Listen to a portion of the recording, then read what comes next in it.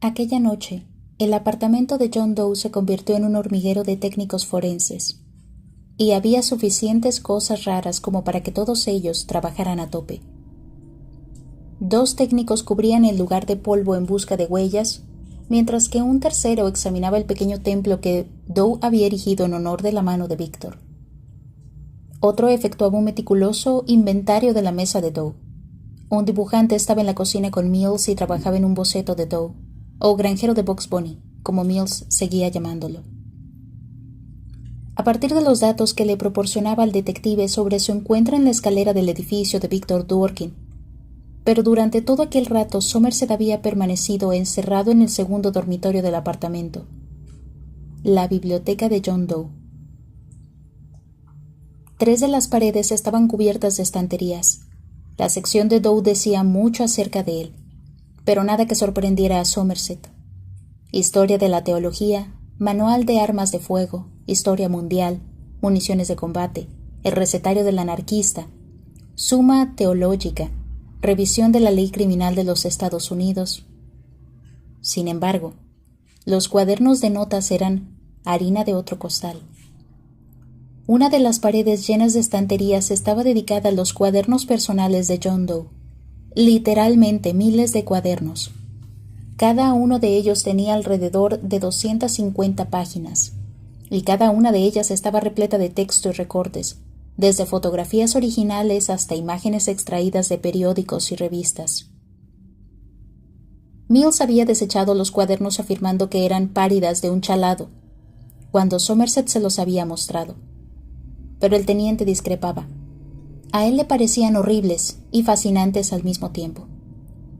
Somerset los hojeaba en busca de pistas y detalles que le ayudasen a confeccionar un retrato psicológico de John Doe. Somerset no había salido de la habitación desde que llevara a Mills a verla varias horas antes. Los escritorios de Doe, sus cavilaciones, su filosofía, sus dibujos en miniatura. Todo ello acojonaba a Somerset. Pero no porque fuera extraño y grotesco, sino porque, en cierto sentido, Somerset coincidía con Doe. Doe estaba harto de la falta de humanidad que la gente se veía obligada a afrontar, y Somerset pensaba lo mismo. La única diferencia residía en que Somerset había optado por escapar, mientras que Doe se había decidido por la gran confrontación. A su manera demencial, Doe había tomado el camino más valiente, según creía Somerset. No volvía la espalda a los problemas que veía, sino que intentaba cambiar las cosas de un modo tan espectacular que nadie podía ignorar. En el momento en que Somerset dejaba un cuaderno de la estantería y tomaba otro, Mills entró en la habitación. Llevaba una caja de zapatos. «Tengo buenas y malas noticias», anunció. Somerset observó la caja de zapatos con aprensión, recordando la caja llena de muestras que habían encontrado en el apartamento de Víctor Dworkin. Se preguntaba qué, o a quién, habría metido Doe allí dentro. «Empieza por las buenas. No quiero oír más cosas negativas ahora mismo», dijo Somerset. Mills levantó la tapa de la caja y le mostró el interior. Para sorpresa de Somerset, estaba llena de dinero en efectivo. Fajos sueltos de billetes gastados en su mayoría de $100 y $50. El líquido de Doe. «Si esta es su única fuente, ahora mismo debe de ir muy apurado». «Es posible», replicó Somerset con escepticismo. Doe planeaba las cosas meticulosamente. Eso se veía en el modo que estructuraba sus asesinatos. Lo más probable era que tuviera una cuenta de reserva en alguna parte. «Bueno, ¿y cuáles son las malas noticias?» «Todavía no hemos encontrado huellas digitales. Ni una sola. O lleva guantes en casa o se las ha borrado con ácido». «Hay que seguir buscando». «¿Ha conseguido unos cuantos hombres más?» «He llamado al capitán. Me ha dicho que quería venir y echar un vistazo antes de modificar la dotación de policías». «Esto es lo único que le hace falta ver», observó Somerset señalando las estanterías de los cuadernos. «Debe de haber unos 2000, y tendremos que revisarlos todos». Creo que intenta decirnos algo. ¿Escribe algo acerca de los asesinatos? No directamente, al menos que yo sepa hasta ahora. ¿Y qué dice? Somerset abrió el cuaderno por una página cualquiera y empezó a leer. Somos marionetas, enfermas, ridículas y bailamos en un escenario pequeño y repugnante. Lo pasamos tan bien bailando, follando, sin preocupación alguna en el mundo, sin saber que no somos nada. No somos lo que deberíamos ser.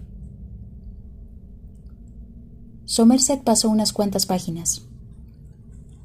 Hoy en el metro un hombre se acercó a mí para entablar conversación. Aquel hombre solitario empezó a hablar de cosas sin importancia, del tiempo y otras cosas.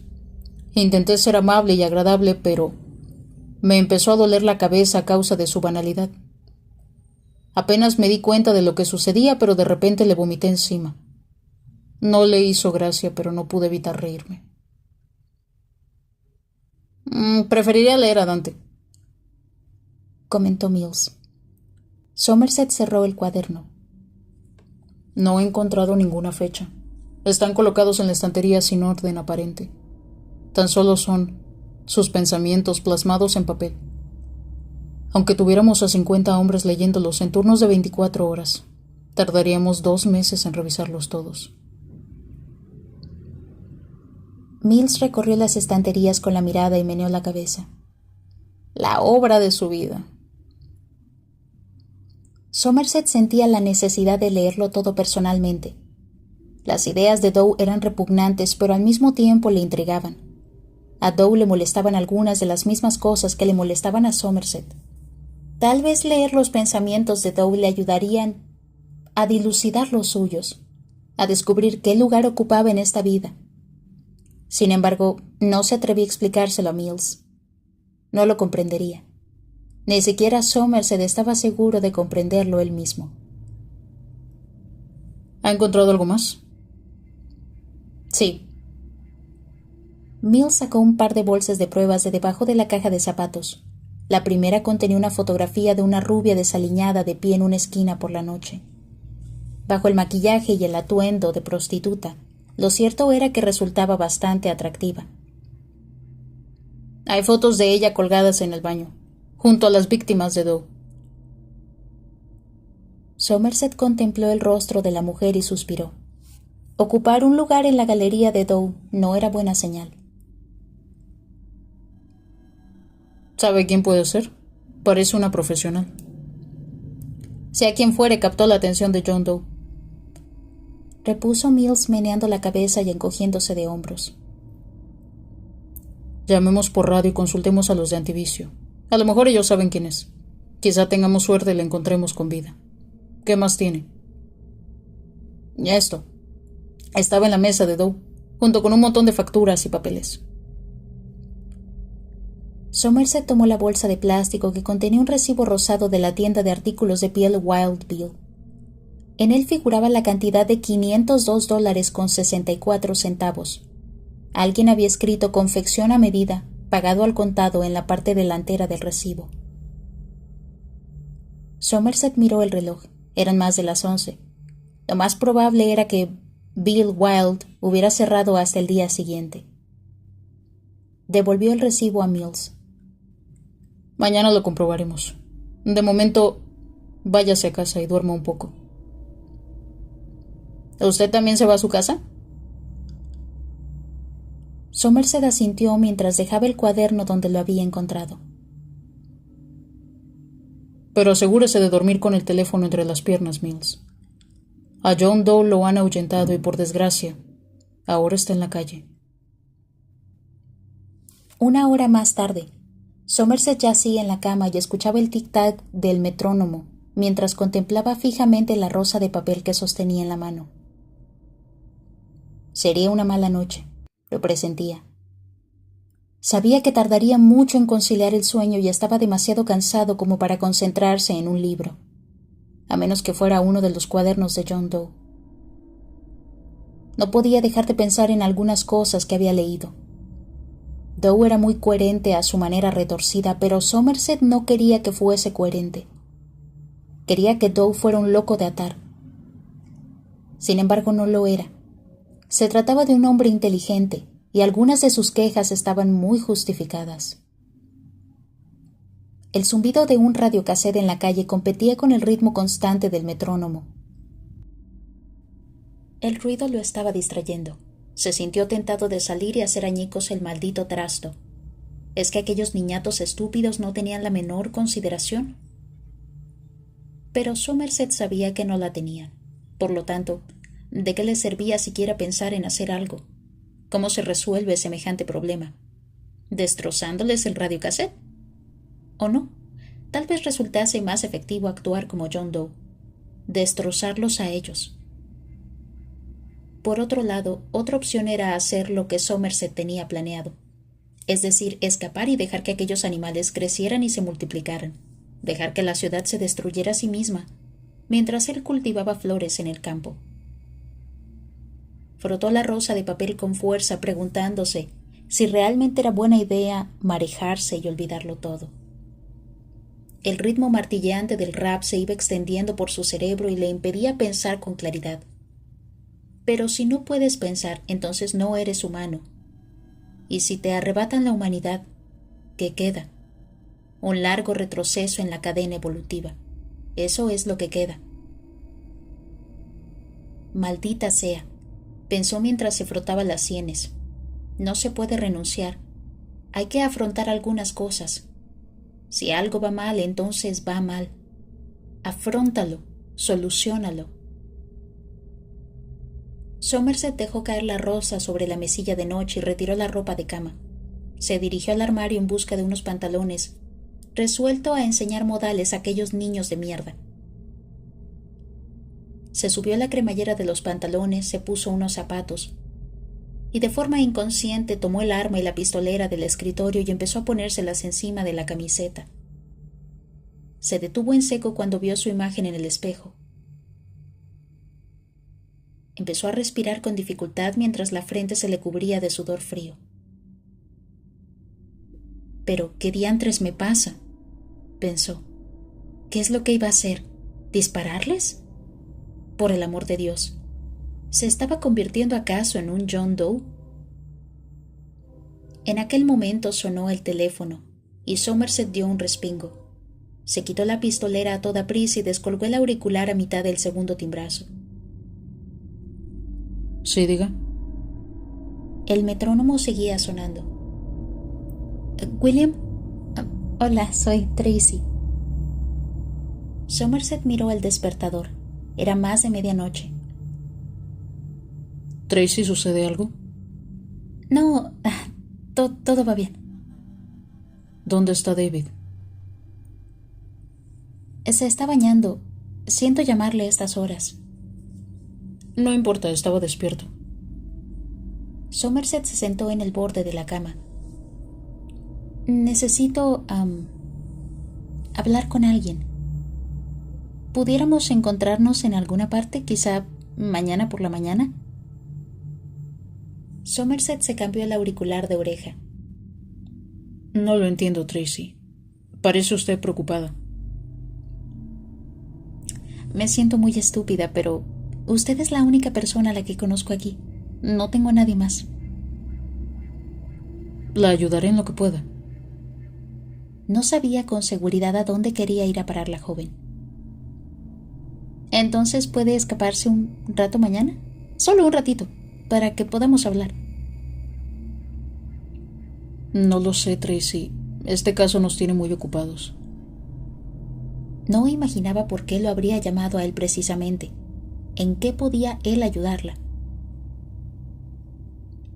Bueno, si puede escaparse, llámeme, por favor. David acaba de salir de bañarse. Tengo que colgar. Buenas noches. Se despidió antes de colgar. Somerset colgó el auricular y se quedó mirando el metrónomo. Seguía sonando. Afuera el radiocassette no cesaba de retumbar. La llamada de Tracy lo mantuvo inquieto durante toda la noche, de modo que a la mañana siguiente la llamó y quedó con ella muy temprano en la cafetería Partenón, a la vuelta de la esquina de la comisaría. Cuando Somerset llegó, el local estaba abarrotado de empleados de oficina que gritaban para que les sirvieran más deprisa, y así llegar a tiempo al trabajo. Tracy estaba sentada en un reservado junto al ventanal y contemplaba con aire triste el vapor que ascendía desde su taza de café. Somerset se sentó frente a ella. Buenos días. La saludó. Tracy alzó la vista y parpadeó, percatándose de repente del lugar donde se hallaba. Ah, hola, repuso con una sonrisa forzada. Somerset llamó por señas a Dolores, la camarera malhumorada que siempre le servía. La mujer ya sabía qué servirle: café y un panecillo con mantequilla. ¿Y bien? ¿Qué es lo que le sucede? No sé por dónde empezar, murmuró Tracy con un suspiro. Bueno, empiece por lo que le ronda por la cabeza ahora mismo.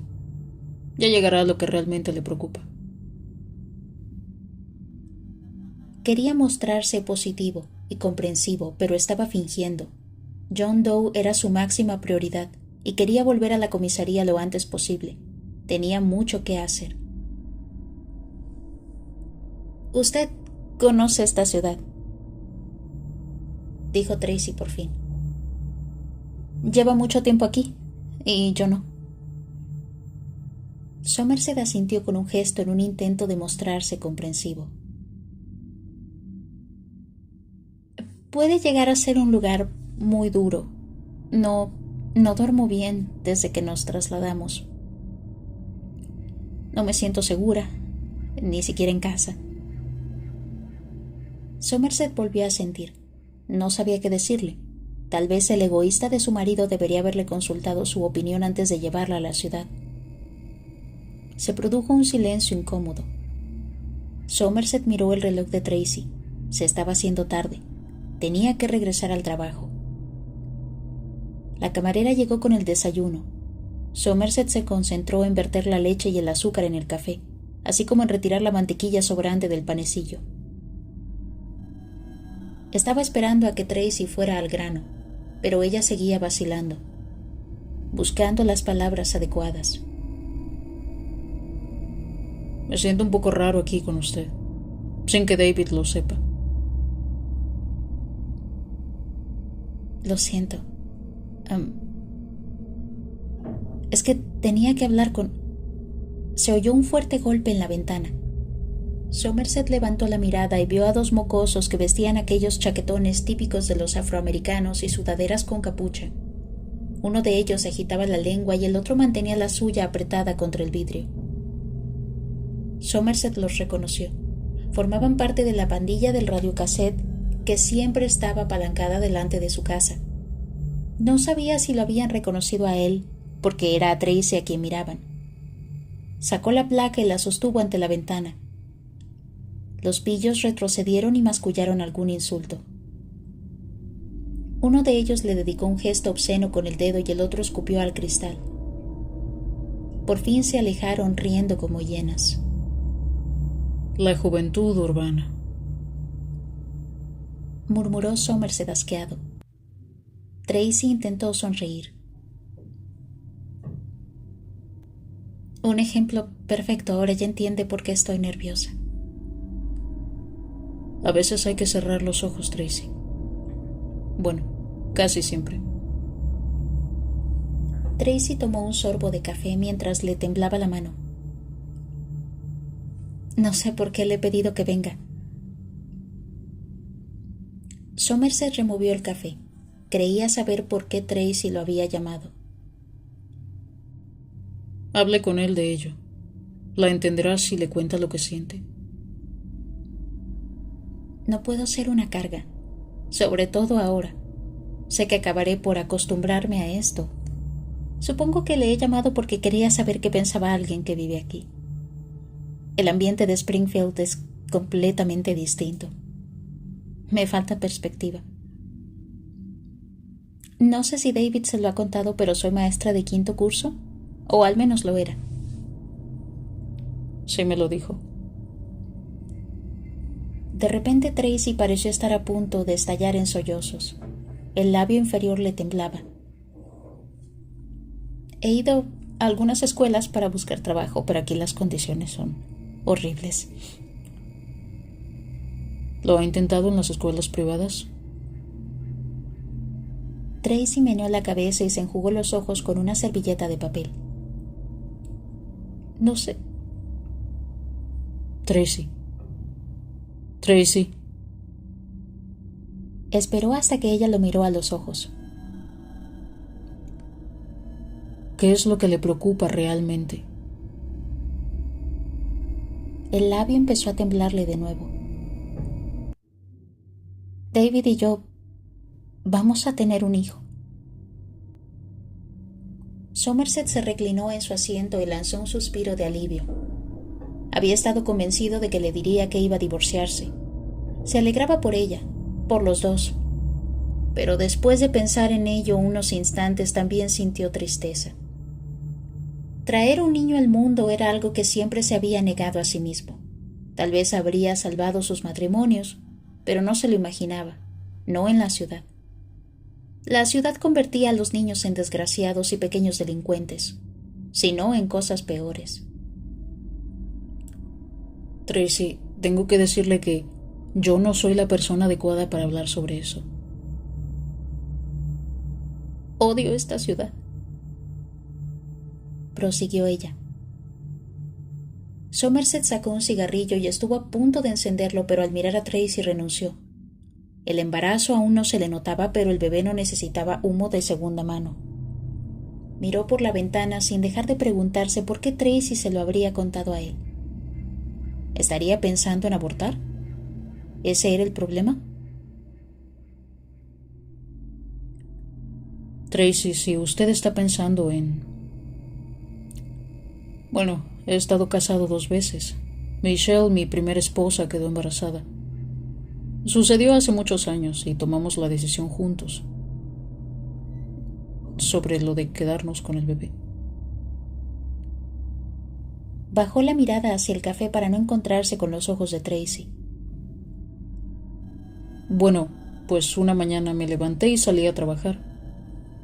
Habría sido un día como otro cualquiera de no haber sabido lo del bebé y de repente me invadió un miedo extraño. Era la primera vez que sentía aquello. Comencé a preguntarme, ¿cómo voy a crear a un niño rodeado de todo esto? ¿Cómo puede crecer un niño aquí? Así que me fui a mi casa y le dije a Michelle que no quería tener el hijo. Durante las semanas siguientes le comí el coco una y otra vez. La convencí de que era un error tener un hijo aquí. Poco a poco le quité la idea de la cabeza. Pero yo quiero tener hijos, William. A Somerset se le formó un nudo en la garganta. Lo único que puedo decirle, Tracy, es que todavía estoy seguro de que tomé la decisión correcta. Lo sé. He visto a demasiados niños destrozados aquí. Sin embargo, no pasa un día sin que desee haber tomado la decisión contraria. Alargó la mano por encima de la mesa y tomó la de Tracy. Si no tiene a su hijo, si decide no tenerlo, entonces no le cuente a David que está embarazada. Se lo digo en serio. Nunca. Le garantizo que si lo hace su relación se marchitará y morirá. Tracy asintió y los ojos se le inundaron de lágrimas. Pero si decide tener al niño, entonces cuénteselo a David tan pronto como esté absolutamente segura. Dígaselo de inmediato y cuando nazca el niño, mímelo en todo momento. Es el único consejo que puedo darle. William. En aquel instante se activó su busca. Lo sacó del bolsillo y leyó el número que indicaba la pantallita digital. Era su número en la comisaría, en realidad el número de Mills. Perdone, ahora vuelvo. Salió del reservado y encontró un teléfono en la pared que separaba los lavabos de hombres de los de mujeres. Introdujo una moneda de 25 centavos en la ranura y marcó el número. Sonó una sola vez. Detective Mills. Soy yo. Acaba de enviarme un mensaje. Sí, ¿dónde diantres está? Creía que íbamos a comprobar lo de la tienda de artículos de piel a primera hora. Y lo vamos a hacer. Quedamos ahí a las 9. Oiga, ¿está bien? Tiene la voz rara.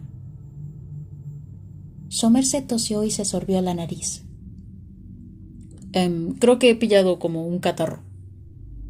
Ah. Bueno, nos vemos luego. Somerset colgó y regresó a la sala. Tracy le dedicó una sonrisa cuando volvió a sentarse. Gracias por escucharme, dijo la joven. Somerset sacó unos cuantos dólares y los dejó sobre la mesa. Tengo que irme corriendo, Tracy. El deber me llama. Tracy le aferró la mano antes de que pudiera irse. Prométame que seguiremos en contacto cuando se haya ido, por favor. Claro, se lo prometo. Asintió con un gesto, la saludó con la mano y se dirigió hacia la puerta. No pudo decir nada más. El nudo que se le había formado en la garganta le impedía hablar.